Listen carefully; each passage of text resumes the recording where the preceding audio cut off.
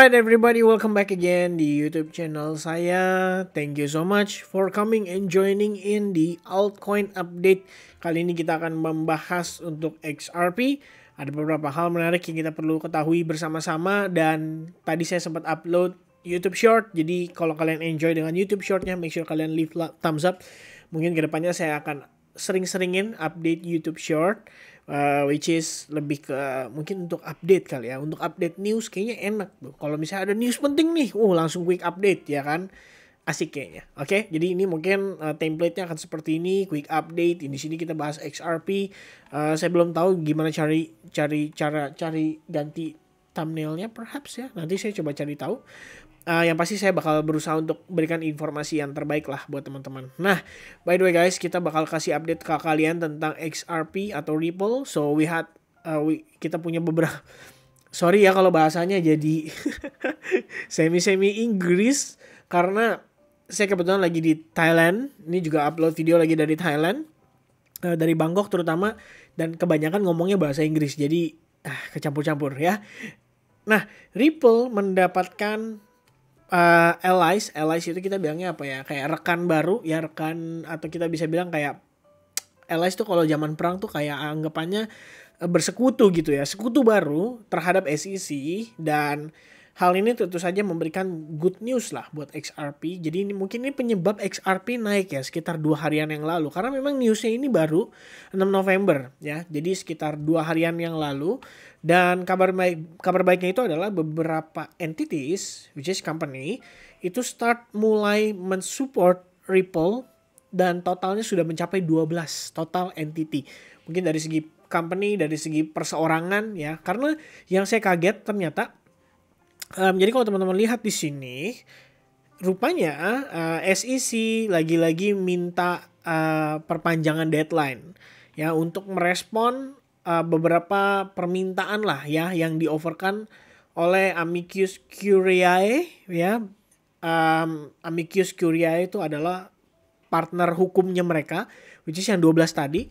Dan yang lebih bikin saya kaget lagi, ternyata teman-teman sekalian, influencer crypto BitBoy Crypto, which is saat ini adalah salah satu yang terbesar untuk influencer crypto di dunia global ya. Dia rupanya menawarkan diri ya untuk menjadi Director of Strategy and Operations for Ripple Wrap. Ya, dia lagi mengajukan, he applied, which is kita belum tahu apakah dia setujui atau tidak.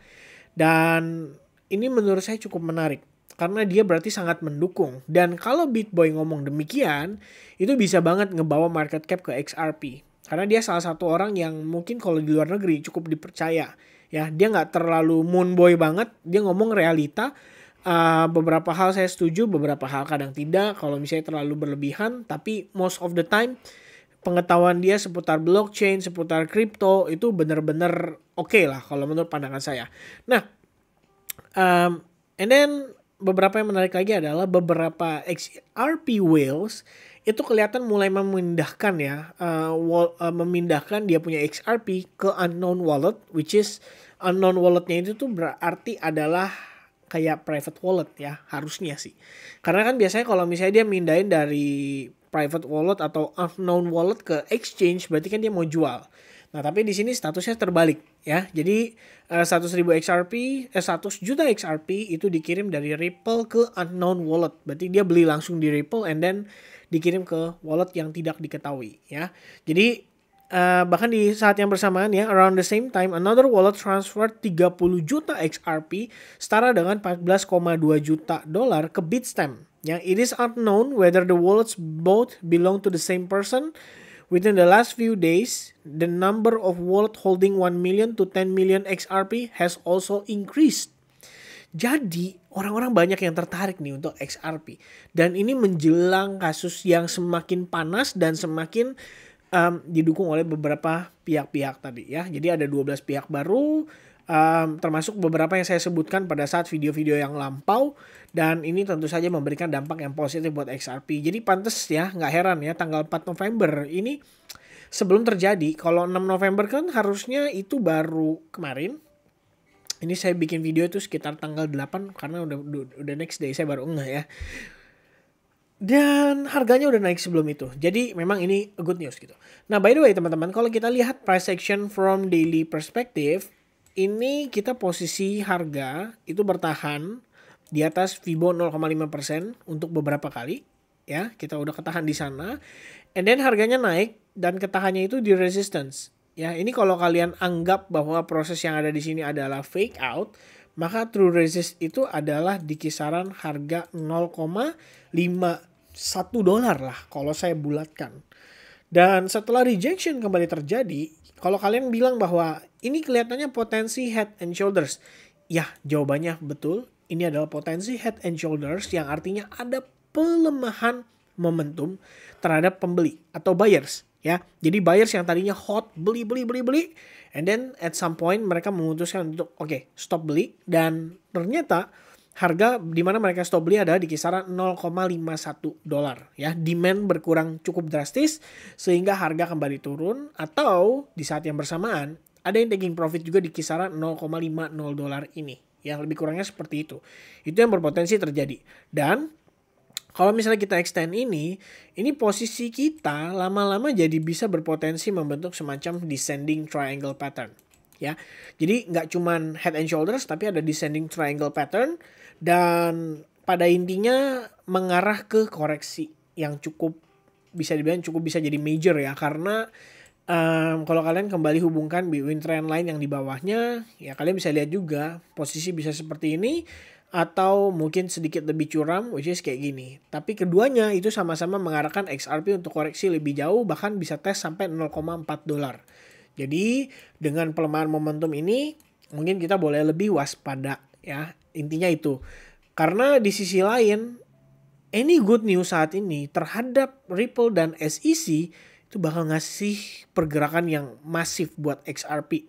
Dan kita nggak akan tahu kapan mereka kasih bom atau news tersebut.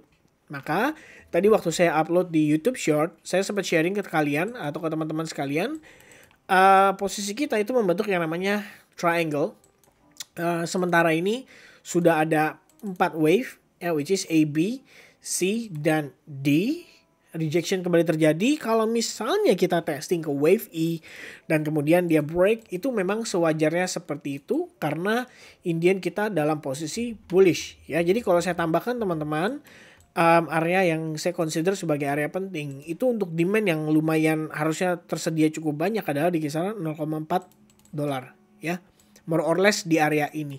Kenapa di area tersebut? Karena di area tersebut lah kita bisa lihat adanya terjadi situasi yang sangat tidak seimbang pada permintaan dan penawaran, dan jauh lebih banyak permintaannya atau demandnya sehingga harga bisa nge-spike begitu signifikan ya. Jadi after that area kita bisa lihat XRP belum pernah ngetes angka tersebut. Jadi itu adalah area yang menurut saya menjadi batas bawah yang lumayan penting atau powerful buat pergerakannya si XRP berikutnya.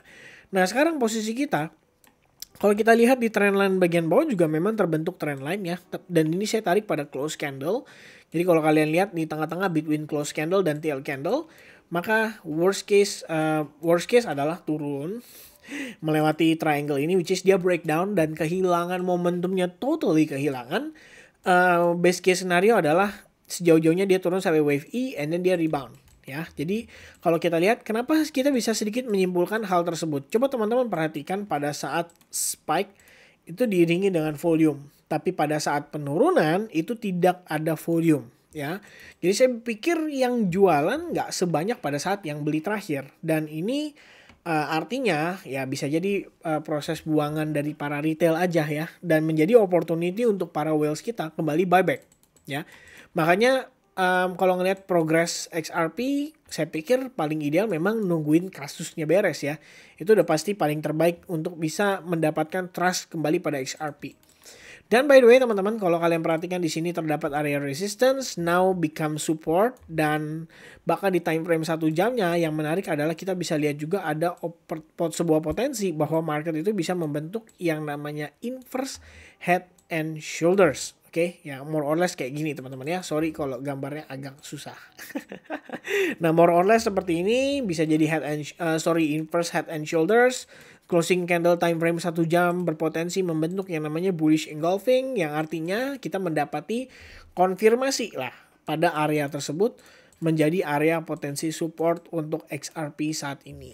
Nah, kalau teman-teman mungkin yang berpikir untuk mempertimbangkan untuk memanfaatkan pergerakan pada XRP, at least kita bisa lihat bagaimana XRP mampu bertahan ya pada pergerakan ini. Dan in the end, kita bisa lihat break terhadap neckline-nya, which is more or less seperti ini. Oke, jadi kalau dia break, ini bakal jadi potential momentum untuk XRP kembali rebound. Dan menariknya adalah, rebound itu tidak perlu nunggu XRP sampai ke wave E untuk ngejemput demand ya. Dia sampai di tengah-tengah aja udah langsung dapat reaction. So I think that could be a very very good scenario buat XRP dan mudah-mudahan bisa terjadi. Oke, jadi sekilas saya lihat itu pergerakan untuk XRP saat ini menurut saya cukup menarik. Tinggal dipantau aja gimana momentum sellersnya. Kalau sudah totally melemah, sudah totally shutdown, maka ini bisa jadi sebuah peluang untuk dimanfaatkan. Plus Bitcoin lagi start climbing back. Nanti kita bahas di update video Bitcoin berikutnya. Oke, so I think that's it everyone. Thank you once again yang udah tetap setia menonton ya dan menunggu saya. Tidak ada kata-kata yang lebih bagus daripada thank you ya, karena memang berkat kalian juga yang mensupport YouTube channel ini, jadi saya terus berikan update event saya di luar, event saya lagi di bandara kayak tadi, saya tetap bikin YouTube update karena saya pikir penting dan seru ya untuk bisa berbagi informasi ini ke teman-teman. Yang penting kalian tanggapi video ini dengan bijaksana aja. Ini bukanlah video ajakan untuk membeli, bukanlah ajakan untuk transaksi. Basically saya sharing opini dan hopefully opini saya bisa menjadi referensi analisis buat teman-teman sekalian. Alright, so I think that's it. God bless everyone. Have a nice day. Sampai ketemu di video update berikutnya. Cheers guys. Bye-bye.